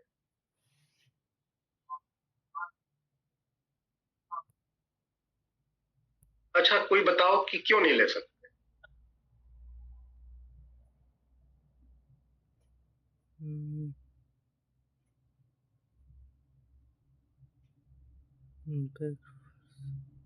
पहले तो 2 को बोल लिया था, अभी भी ले लिया, इसको सिस्टम ले लिया, मोमेंटम कंजर्व कर दिया। नहीं ले सकते हैं, इसका एक बहुत सिंपल सा रीजन ये है। Force of impact sir line of motion पे। नहीं नहीं, मोमेंटम कंजर्वेशन की बात हो रही है। मोमेंटम तो यहाँ पर अगर ये सरफेस ने इस पर फोर्स लगाया तो ये बॉल भी इस पर फोर्स लगाएगा, ये बात होता है ना? लेकिन क्या ये सरफेस चल पाया? अगर इस फोर्स से अगर ये वाली फोर्स इस बॉडी पर लगी है, दूसरे नंबर पे बॉडी पर लगी है ये वाली फोर्स, इसको नीचे मूव करना चाहिए था ना वेदांत? Yes sir.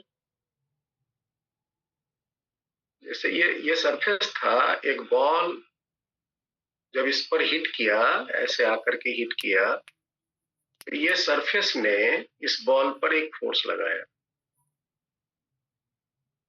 तो बॉल भी तो सरफेस पे फोर्स लगाया होगा। तो इस बॉल की सिर्फ वेलोसिटी बताई जा रही है, सरफेस की भी तो वेलोसिटी होनी चाहिए थी ना। तो सरफेस तो रेस्ट में है, इसका मतलब जरूर इस फोर्स को बैलेंस करने के लिए कोई एक्सटर्नल फोर्स लग रहा होगा। तो क्या अब इस सिस्टम की मोमेंटम कंजर्व हो पाएंगी? नहीं sir. Highness, are you getting it? Yes sir. तो एक्सटर्नल फोर्स लगने के वजह से, हालांकि इस बात का यहाँ पर है ना नहीं दिया हुआ है, लेकिन ये दिया है कि ये जो सरफेस है वो फिक्स्ड है, ये अनमूवेबल है, मूव नहीं कर रहा, तो जरूर इसको बैलेंस करने वाला कोई फोर्स एक्सटर्नली लग रहा होगा, और इस कारण से ये मोमेंटम को है ना वो डिनाई कर। दूसरा, अगर हम इसको बहुत लार्ज मास का मान लेते हैं, जो ये सरफेस है वो बहुत ज्यादा लार्ज मास का अगर है, तो फिर मोमेंटम कंजर्व नहीं कर पाएंगे, वो मोमेंटम जो है इनवैलिड हो जाएगा। समझ में आया? Yes sir. अनडिफाइंड हो जाएगा।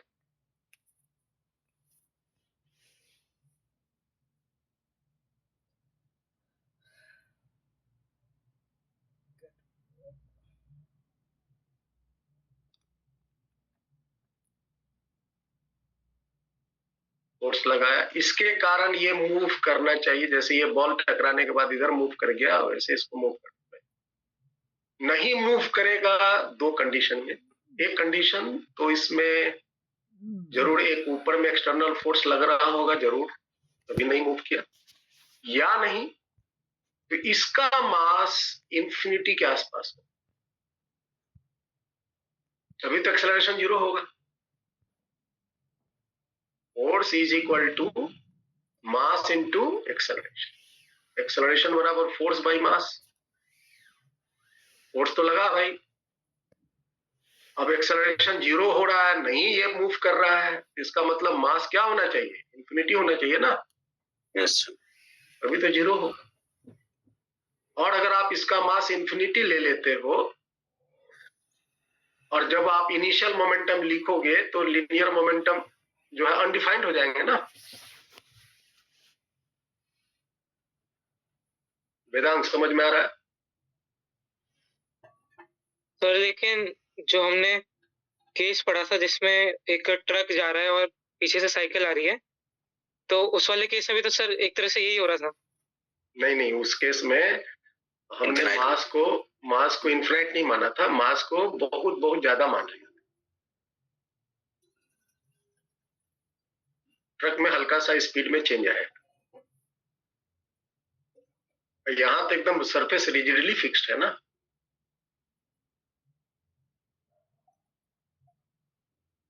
ठीक है।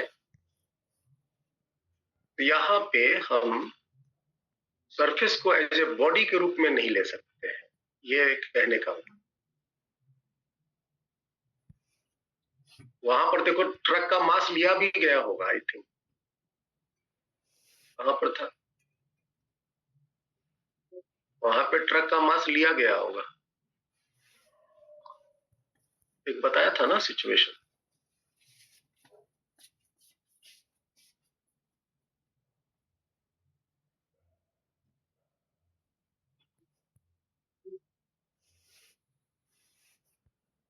वहां पे उसका मास लिया गया होगा। सर ये था, वहीं पे था। यही था। ये वाला यहाँ पे इसका मास लिया गया होगा, भले ये बहुत बहुत ज्यादा है, M2 is very very large, ठीक है, लेकिन इसका मास तो लिया गया है ना। Yes sir. क्या यहाँ पे आप सरफेस का मास ले पा रहे हो? नहीं सर। ले पा रहे हो ना। यहाँ पे सरफेस का मास आप नहीं ले पा रहे, तो ये दो सिस्टम का स्थिति नहीं बनेगा यहाँ पे। तो हम यहाँ पर क्या लिखेंगे? पहली बात, the surface cannot be taken as, है ना, taken as second massive body।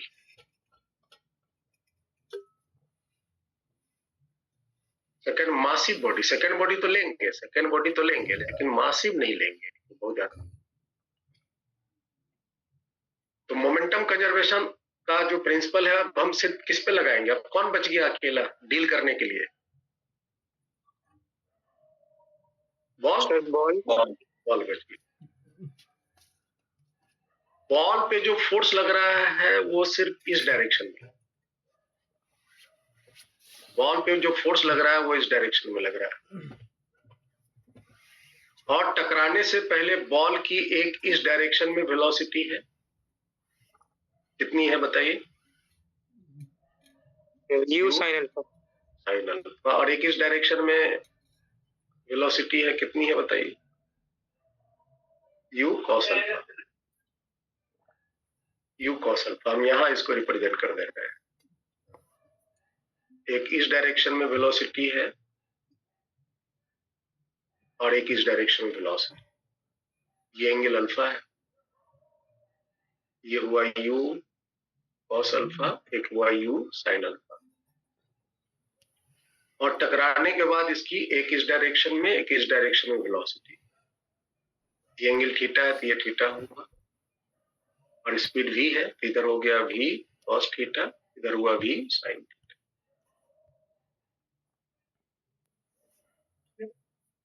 Taking ball as a system, taking ball alone as a system,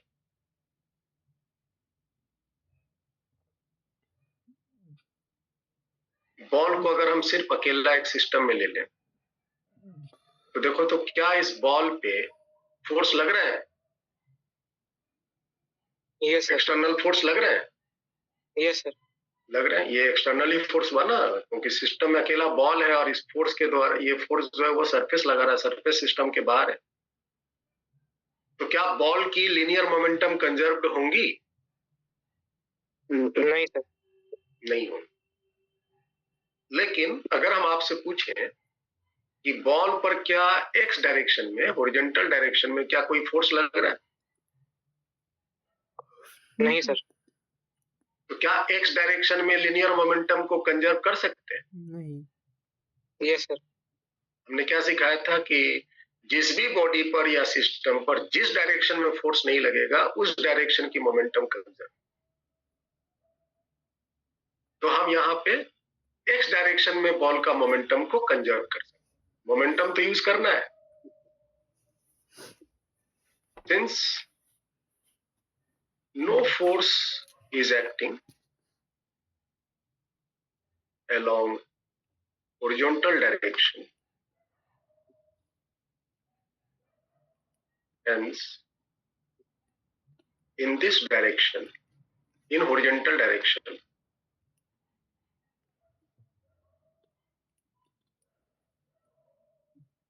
linear momentum of ball will be conserved.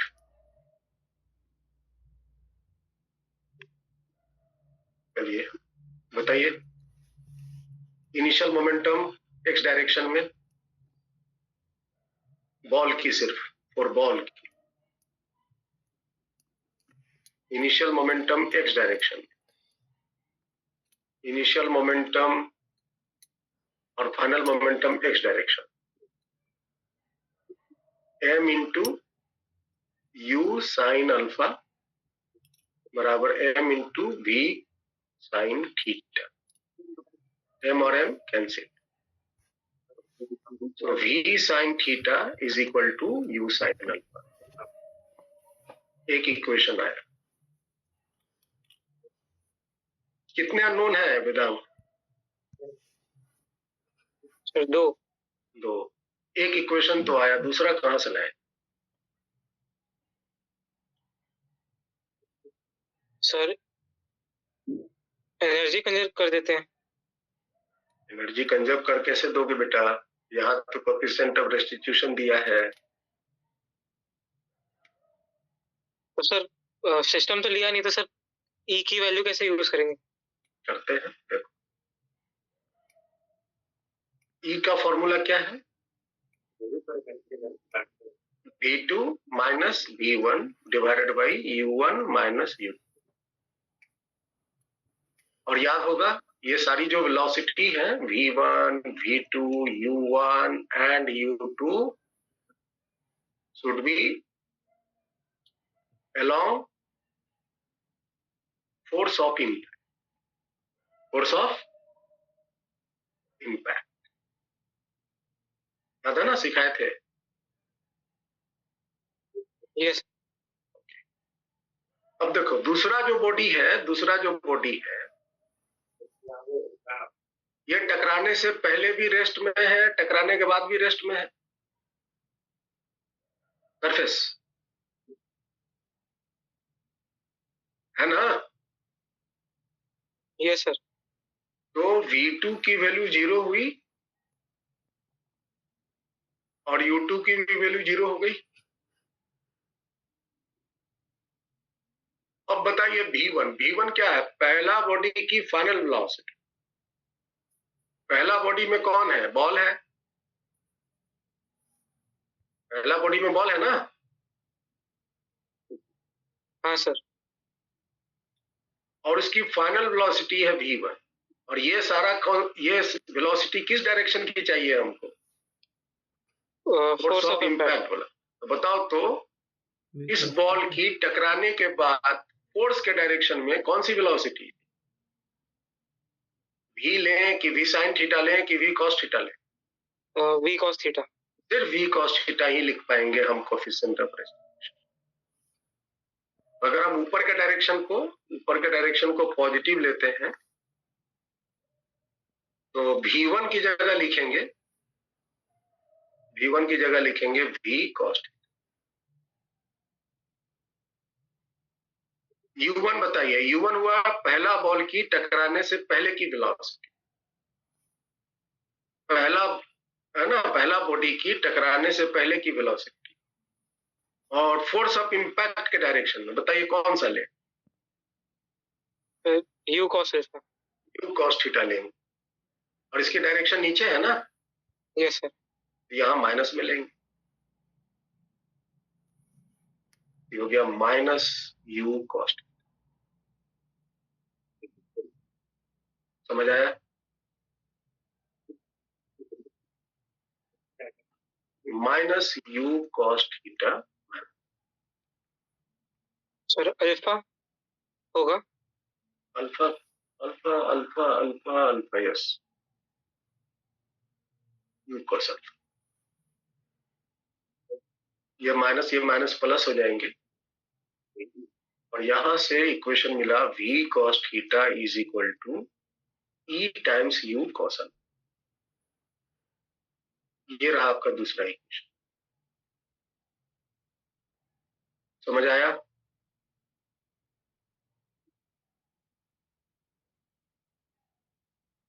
Vedanta clear है? आइनेश, Prince, ऐसा? हाँ sir. चलिए अब ये दो equation solve कर लीजिए, मान आ जाएंगे। स्क्वायरिंग एडिंग कर लीजिए। तो v की वैल्यू क्या है बताइए फटाफट। u बाहर आ जाएंगे,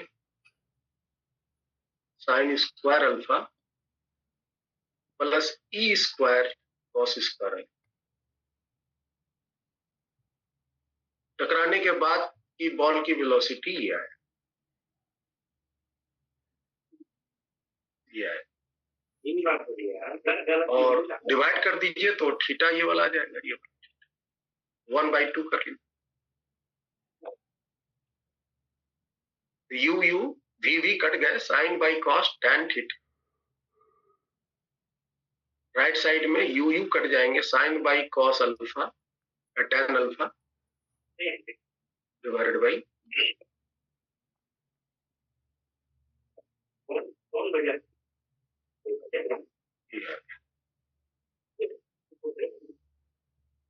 समझ आया? Yes sir. अब यहाँ एक छोटा सा हम नोट कर रहे हैं और बताइए।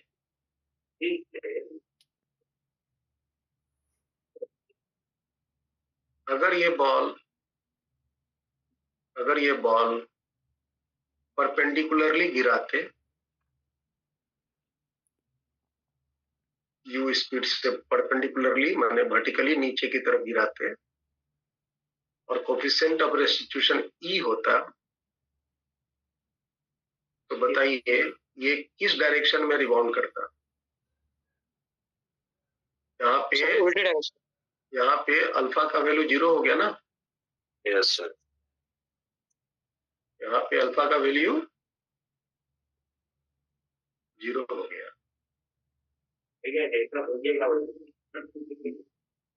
तो जब अल्फा 0 होगा तो थीटा क्या होगा बताओ? थीटा भी 0 होगा सर। जब अल्फा 0 हो जाएगा तो tan 0 0, 0 बटा में ई 0, तो tan थीटा 0, तो थीटा भी 0। थीटा 0 का मतलब ये वर्टिकली रिबाउंड करे, ये उसकी v होगी। और v की वैल्यू कितनी होंगी? तो अल्फा का वैल्यू 0 करो, यहाँ 0 रखो, यहाँ भी 0 रखो, तो साइन 0 0 हो गए, ई स्क्वायर cos 0 1 हो गए, तो ई स्क्वायर ई बाहर निकलेगा रूट के, तो ई यू। समझ में आया जी? Yes sir. मतलब अगर ये बॉल u स्पीड से वर्टिकली अगर दीवार पर टकराता है और कोफिशिएंट ऑफ रेस्टिट्यूशन e है, तो वो e टाइम्स u स्पीड से रिबाउंड करेगा। ये याद रखना है, ये नोट लिखे, याद रखना। दूसरा देखो, दूसरा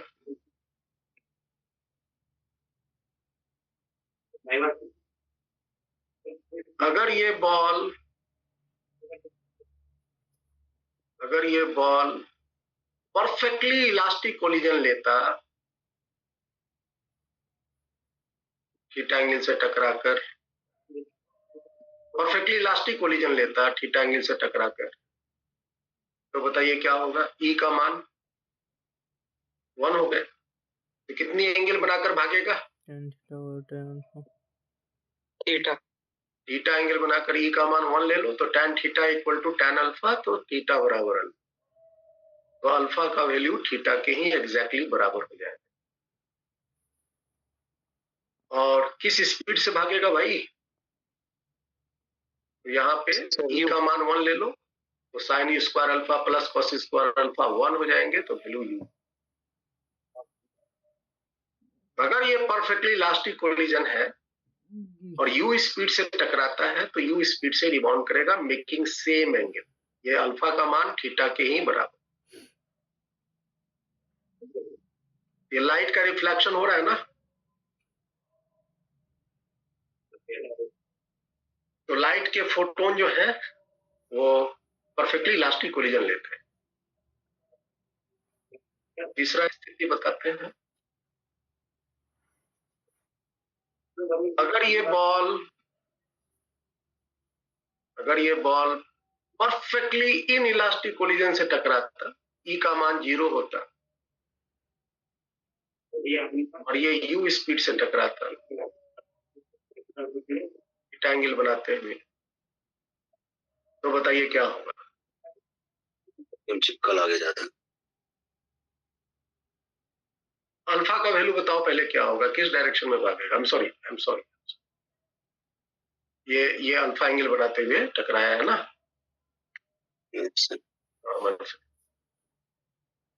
तो थीटा एंगल क्या होगा, मतलब टकराने के बाद उसकी वेलोसिटी क्या? ई का वैल्यू 0 हो गया ना। Yes sir. तो समथिंग बाय 0 इंफिनिटी, तो tan theta equal to infinity, तो थीटा बराबर 90 डिग्री एंगल बनाते हुए ऐसे भागेगा। तो करो ना, सरफेस के साथ चिपक गया, सरफेस के साथ चिपक गया है, सरफेस से उठ नहीं पाया, 90 डिग्री एंगल बनाते। और किस स्पीड से भागेगा भाई? यू से ही भागेगा। You sin theta. ई का मान 0 रखो तो यहाँ आएगा u sin alpha. You sin alpha. Yes.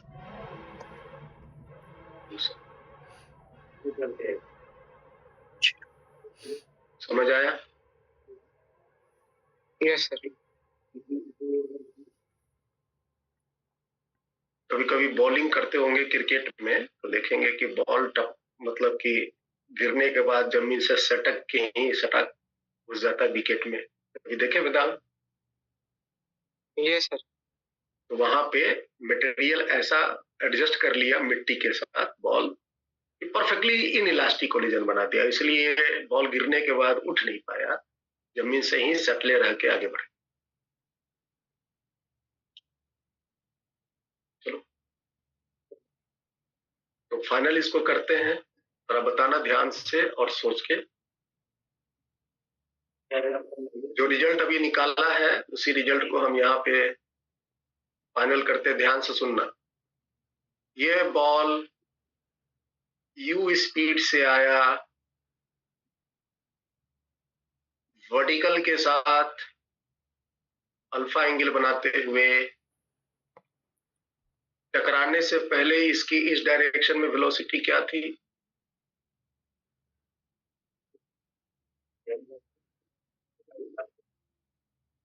टकराने से पहले इसकी इस डायरेक्शन में स्पीड क्या थी? बोलो भाई। इस डायरेक्शन में speed you sin alpha. u sin alpha, और इस डायरेक्शन में you cos alpha. u cos alpha. Suppose कीजिए कि ये परफेक्टली इलास्टिक, ये इन इलास्टिक कोलिजन है, जनरली इन इलास्टिक कोलिजन है। तो ये टकराने के बाद तो पता है कि ये जो बॉल है, क्योंकि इस डायरेक्शन में कोई फोर्स नहीं लग रहा, हॉरिजॉन्टल डायरेक्शन में कोई फोर्स नहीं लग रहा, इसलिए इस डायरेक्शन की वेलोसिटी कांस्टेंट रहेगा। तो इस डायरेक्शन में वेलोसिटी कितना था? You sin alpha. u sin alpha. तो टकराने के बाद भी बॉल की इस डायरेक्शन में वेलोसिटी रहेगा u sin alpha. You sin alpha. और वर्टिकल डायरेक्शन में कितनी स्पीड से टकराया? u cos अल्फा से। और वर्टिकली अगर u स्पीड से टकराता है तो किस स्पीड से रिबाउंड मारता है? यू। ई यू से, तो यहाँ पर अगर ये यू कॉस अल्फा से टकराया तो किस स्पीड से रिबाउंड मारेगा? You cos alpha. E U cos alpha से रिबाउंड। तो अब आप इस दो इक्वेशन को यूज करके यहाँ का थीटा निकाल सकते हो। थीटा बराबर क्या होगा बताओ? Perpendicular by base you sine theta divided by E U cos u sine alpha divided by E U cos u u cut गया, टेन अल्फा बटा में वही रिजल्ट आ गए। और इसकी स्पीड अगर निकालनी है, इस दोनों का रिजल्ट निकालना, कितने आ जाएंगे?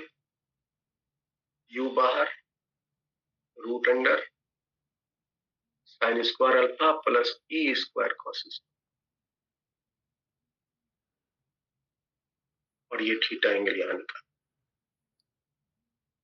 तो हम बाइफरकेट करके हॉरिजॉन्टल डायरेक्शन की वेलोसिटी का क्या प्रभाव पड़ेगा, वर्टिकल डायरेक्शन की क्या प्रभाव पड़ेगा, दोनों का रिजल्ट को यहाँ डाल दिया और कैलकुलेशन।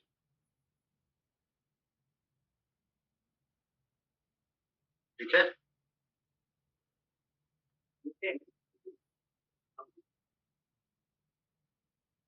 तो इसका हम एप्लीकेशन अब करेंगे। और एक जब दो बॉल लेंगे फिर ऑब्लिक कोलिजन उसका नेक्स्ट क्लास।